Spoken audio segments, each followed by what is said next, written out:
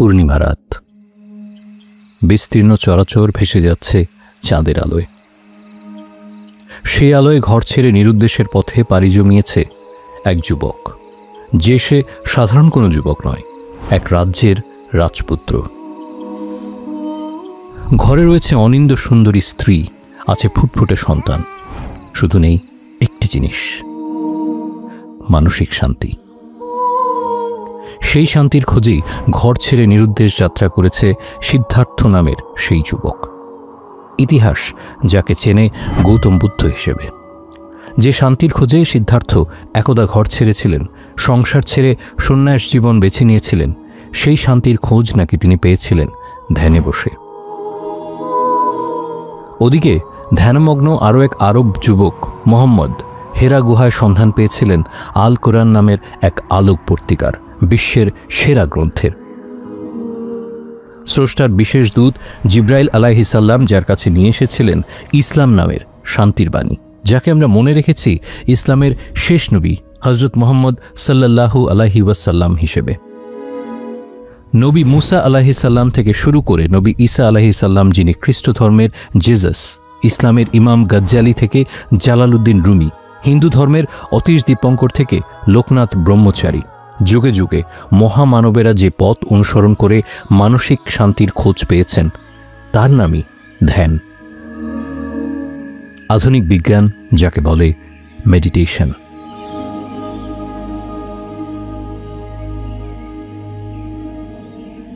Meditation বা ধ্যান হচ্ছে মূলত আত্মনিমগ্ন হওয়ার একটি প্রক্রিয়া। মেডিটেশন শব্দটি এসেছে গ্রিক শব্দ মেডেরি থেকে। মেডিসিন শব্দের উৎপত্তিও কিন্তু মেডেরি থেকেই হয়েছে। শব্দটির অর্থ হচ্ছে নিরাময় হওয়া বা ভালো হয়ে যাওয়া। মেডিসিন বা ঔষধ যেমন আপনার শারীরিক অসুখ ভালো করে দেয়, ঠিক তেমনি মেডিটেশন আপনার মানসিক অসুখ ও সমস্যার নিরাময় করে। তবে মনের পাশাপাশি দেহের সজীবতা বজায় রাখতেও মেডিটেশনের জুড়ি নেই।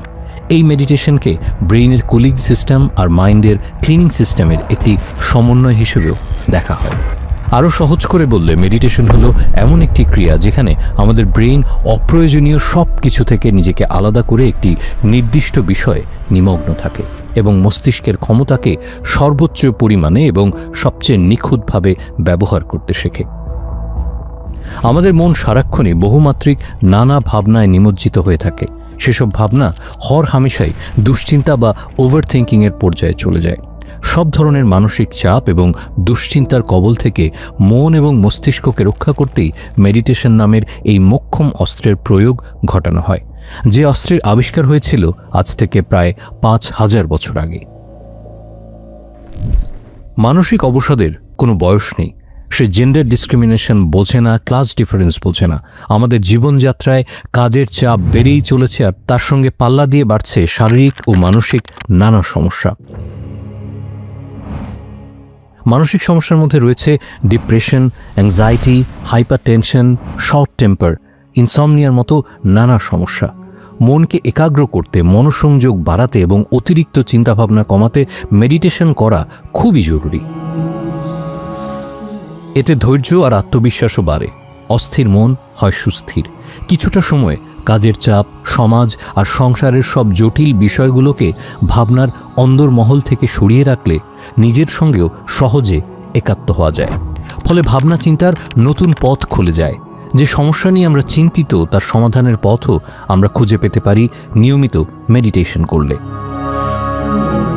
কারণ মনোবিদরা বলেন, ভাবনার পথ স্বচ্ছ হলে ভুলভ্রান্তিগুলো ধরাও পড়ে সহজে, আর তার থেকে বেরিয়ে আসার পথের দিশাও পাওয়া যায়। মেডিটেশন বা ধ্যানের বয়স অন্তত 5000 বছর। সনাতন ধর্মগ্রন্থ উপনিষদে ধ্যানের বর্ণনা দেয়া আছে। ভারতীয় তন্ত্রশাস্ত্রে ধ্যানের অস্তিত্ব অন্তত 5000 বছরের পুরনো। 1400 বছর আগে মহানবীর হেরা গুহায় ধ্যানমগ্ন হয়ে নবুয়ত প্রাপ্তির ঘটনা তো ইসলামে স্বীকৃত।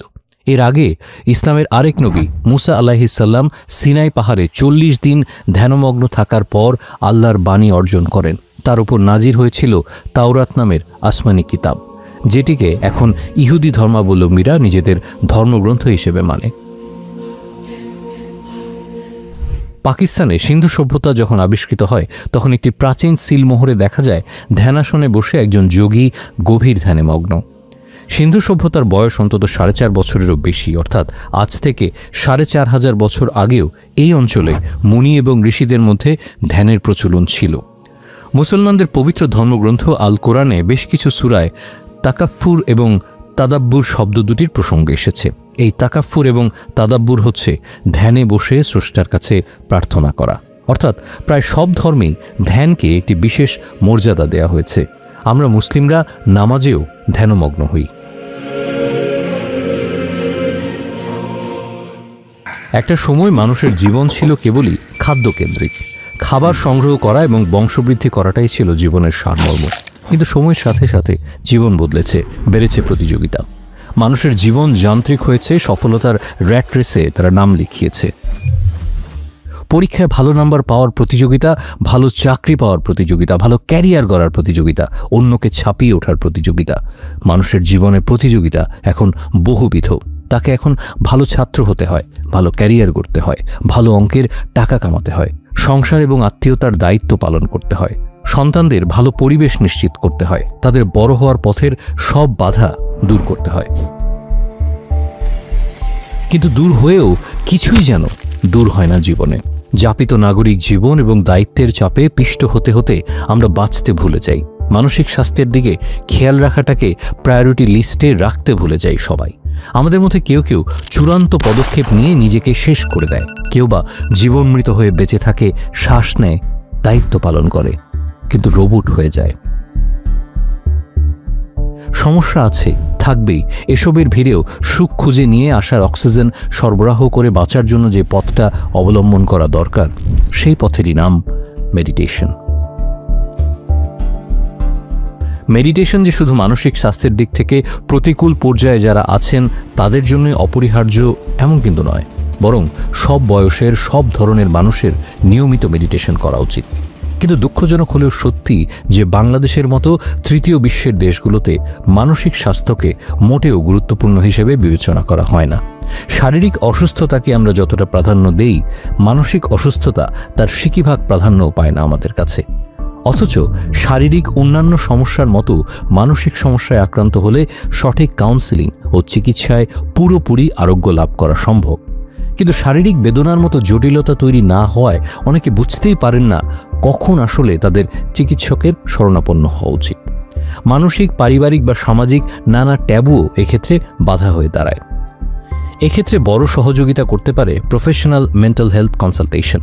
এখানে একটা উদাহরণ দিই, যেমন ধরুন বাংলাদেশে উইভলভ নামের প্রতিষ্ঠান নিয়মিতভাবে ইন্ডিভিজুয়াল পেশেন্টদের কাউন্সেলিং সেবা প্রদান করছে, দিচ্ছে couple therapy service, family counselling session, child counselling ইত্যাদি। এক ঝাঁক প্রশিক্ষিত থেরাপিস্ট, সাইকোলজিস্ট এবং সাইকিয়াট্রিস্ট নিয়ে গঠিত উইভলভের এই দলটি গ্রাহকের ব্যক্তিগত গোপনীয়তাকে সর্বোচ্চ প্রায়োরিটি দিয়েই সার্ভিস প্রদান করে থাকে। পাশাপাশি তারা দিচ্ছে কর্পোরেট ওয়েলবিং সার্ভিস। তাদের নিয়ে বিস্তারিত রয়েছে ডেসক্রিপশন বক্সে। বিভিন্ন কর্পোরেট প্রতিষ্ঠানের তাদের কর্মীদের মানসিক স্বাস্থ্যের অবস্থা নির্ণয় করাটা খুব জরুরি। তারা এমন প্রতিষ্ঠানের সাহায্য নিতে পারেন, কতটা প্রেশার যাচ্ছে প্রতিষ্ঠানের কর্মীদের মনের ওপর, তারা ভেঙে পড়ছেন কিনা মানসিকভাবে, এই সব খোঁজখবর রাখা একটা প্রতিষ্ঠানের দায়িত্ব। এতে সেই প্রতিষ্ঠান রাতারাতি উন্নতি করতে পারে।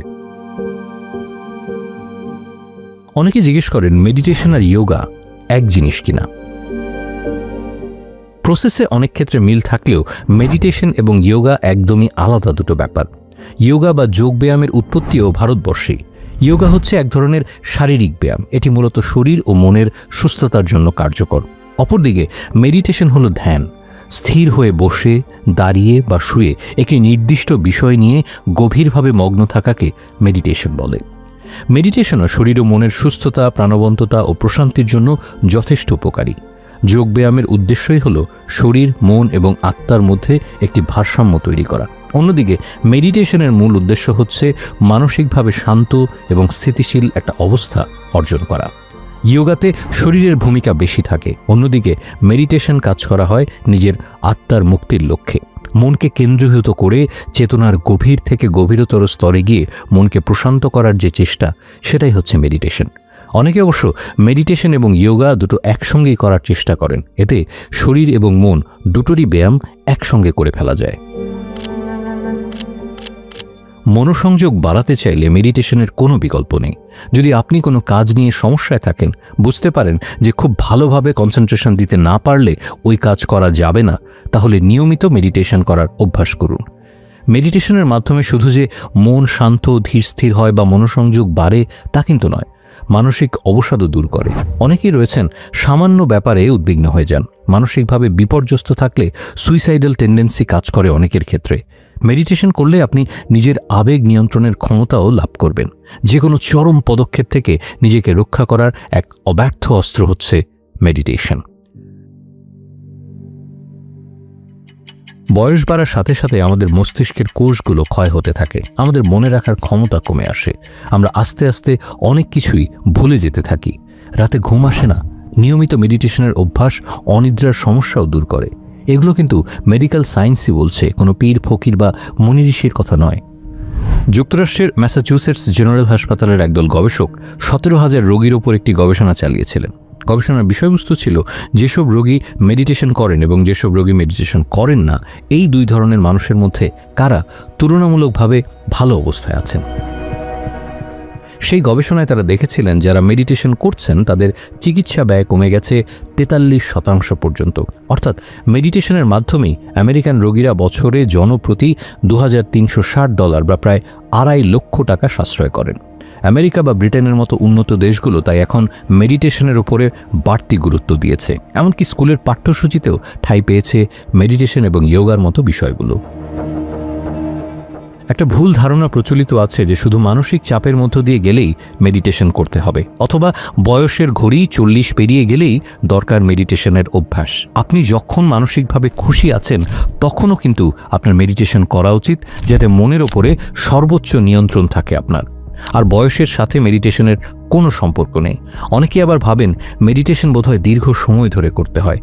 মাইক্রোসফটের প্রতিষ্ঠাতা বিল গেটস অথবা মিডিয়া মুঘল রুপার্ট মার্ডকের মতো মানুষও সময় বের করে প্রতিদিন মেডিটেশন করেন।